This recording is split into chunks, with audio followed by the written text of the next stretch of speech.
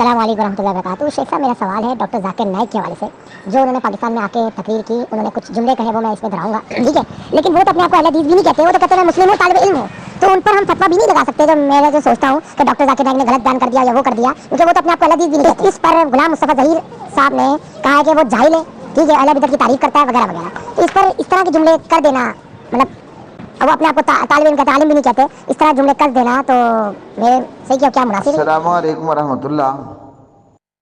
دیکھیے عمیر بھائی اور باقی سننے والے، بعض لوگ بیچارے جو ہیں وہ دماغ کے بہت کمزور ہوتے ہیں۔ بنیادی طور پر کوئی بھی بندہ ہیپناٹائز تب ہوتا ہے جب وہ دماغ کا کمزور ہوتا ہے۔ لوگ جو ہے تعداد اور مجمع دیکھ کر مرعوب ہو جاتے ہیں۔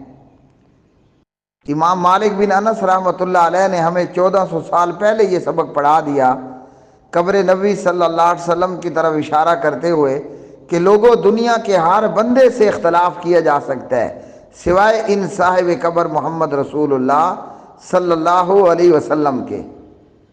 تو ذاکر بھائی نے کہا کہ فقہ حنفی بیسٹ فقہ ہے۔ میں بحمد اللہ بغیر کسی مسلکیت کو خاطر میں لائے اس کا پورا رد اور اس کی وضاحت کر چکا ہوں، اور سننے والوں نے سن لیا۔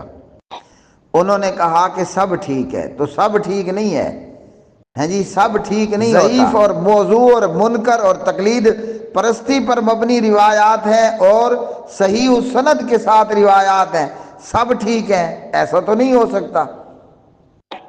یہ جو آپ نے باتیں ذکر کی ہیں اور آگے کر رہے ہیں، الحمدللہ الحمدللہ، میں سمجھتا ہوں کہ میں نے سب سے پہلے ان کا رد کیا، پھر اس میدان کے اندر امن پوری حافظہ اللہ، پھر سید سبطین شاہ، اور پھر جو ہے وہ کراچی سے ہمارے بزرگ اور شیخ، تو کچھ چیدہ چیدہ علماء کرام جو ہے وہ ذاکر نائک کی غلط باتوں کے اوپر اس کی باقاعدہ گرفت کر چکے ہیں اور امت کو صحیح بات بتا چکے ہیں کہ جی سب ٹھیک نہیں ہے۔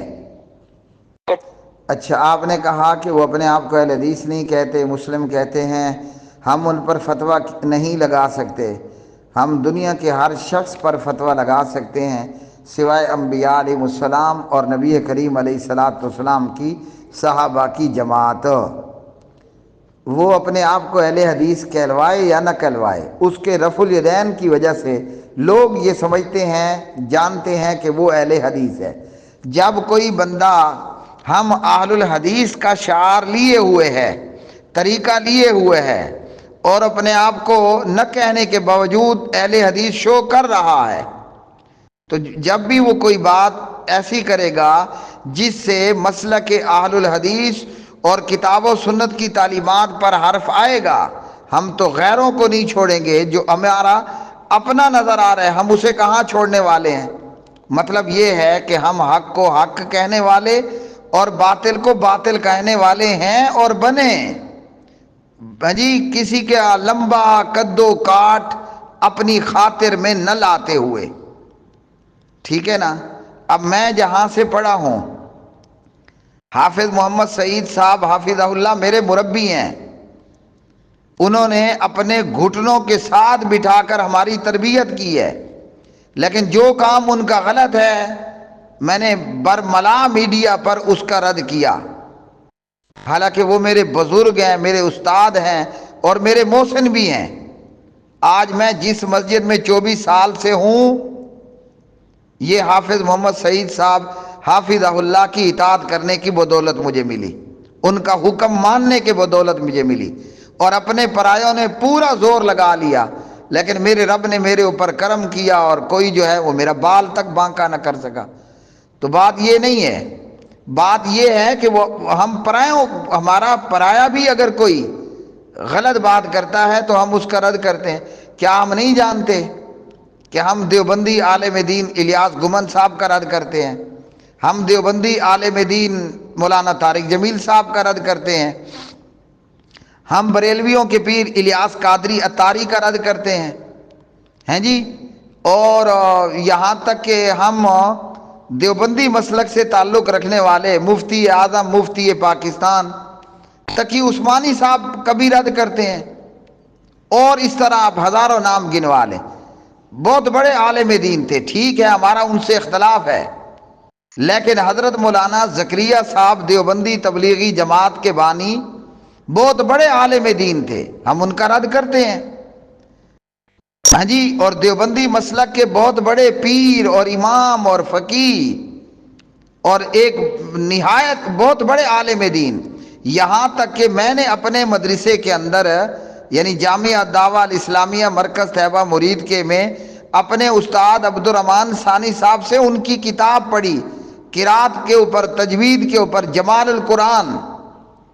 یہ مولانا صاحب ہیں حضرت مولانا اشرف علی تھانوی صاحب، بہت بڑا نام ہے، بہت بڑے عالم دین ہیں. باوجود اس کے کہ ہم اختلاف کرتے ہیں، ہم نے ان کا رد کیا کہ نہیں کیا؟ وہ بہشتی زیور میں لکھتے ہیں تھانوی صاحب، کسی کی انگلی کے اوپر گندگی لگی ہو، نجاست غلیظہ، اور وہ اسے 3 بار چاٹ لے تو اس کی انگلی پاک ہو جاتی ہے. ہم ان کا رد کرتے ہیں نا. امام اعظم امام ابو حنیفہ رحمۃ اللہ علیہ کتنے بڑے امام ہیں اور ہمارے مقتدا ہیں، ہمارے پیشوا ہیں.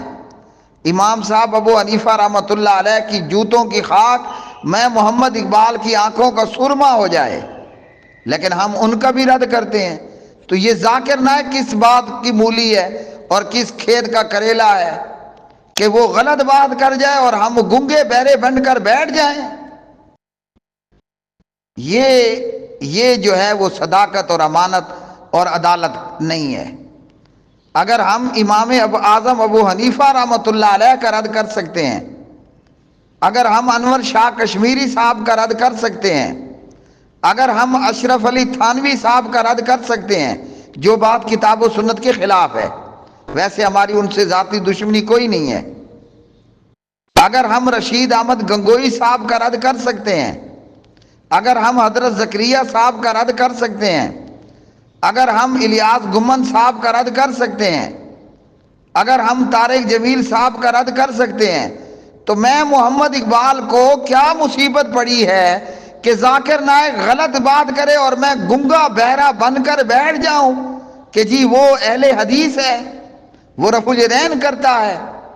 یاد رکھ لو کہ رفع الیدین کر لینے سے کوئی بندہ تنقید سے مرفوع القلم نہیں ہوتا. اللہ اکبر. میں شاباش دیتا ہوں فضیلت الشیخ عبداللہ ناصر رحمانی صاحب کو، میں شاباش دیتا ہوں امن پوری صاحب کو، میں شاباش دیتا ہوں سید سبطین شاہ صاحب کو، کہ جن لوگوں نے مسلک پرستی کو آڑ نہیں بننے دیا اور جو غلط ہے غلط کو غلط کہا اور صحیح کو صحیح کہا. اور یہی سب ہمارا اصول ہونا چاہیے.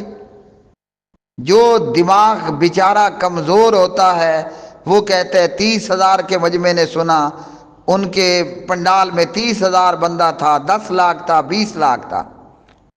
اللہ اکبر اللہ اکبر. یہ شریعت کا معیار اور شریعت کا اصول نہیں ہے.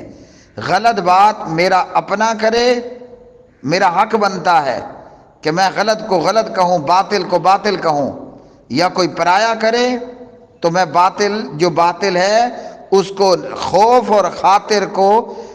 اور لالچ کو خاطر میں لائے بغیر حق کو حق کہوں، باطل کو باطل کہوں. اور علامہ احسان علی ظہیر شہید رحمۃ اللہ علیہ ہمارے لیے بہت بڑی مثال ہے. کیا وہ اللہ کا ولی یاد آیا؟ وہ شعر پڑھا کرتے تھے: اپنے بھی خفا مجھ سے ہیں، بیگانے بھی ناخوش، میں زہر ہلاہل کو کبھی کہہ نہ سکا کن، چپ رہ نہ سکا حضرت یزداں میں بھی، کرتا کوئی اس بندہ گستاخ کا منہ بند. علامہ شہید کہتے ہیں میرے اپنے بھی مجھ سے خفا ہیں، میرے بیگانے بھی مجھ سے ناراض ہیں، میں زہر کو گل قند نہیں کہہ سکتا، جاؤ جس نے ناراض ہونا ہے ہو جائے. باقی رہ گئے معاملہ آپ کی وائس کے آخر میں ہے. حضرت مولانا غلام مصطفیٰ ظہیر صاحب نے جو کہا ٹھیک کہا جی، میں ان کی تائید کرتا ہوں. جس بندے کو اتنا نہیں معلوم کہ رفع الیدین نہ کرنا یہ صحیح نہیں ہے اور وہ کہتا ہے یہ بھی صحیح ہے، سیدھی بات ہے، مطلب یہی بنتا ہے نا کہ نبی پاک علیہ السلام نے رفع الیدین کیا بھی ہے اور نہیں بھی کیا. تو جو بندہ یہ کہے کہ نبی پاک علیہ السلام نے رفع الیدین نہیں کیا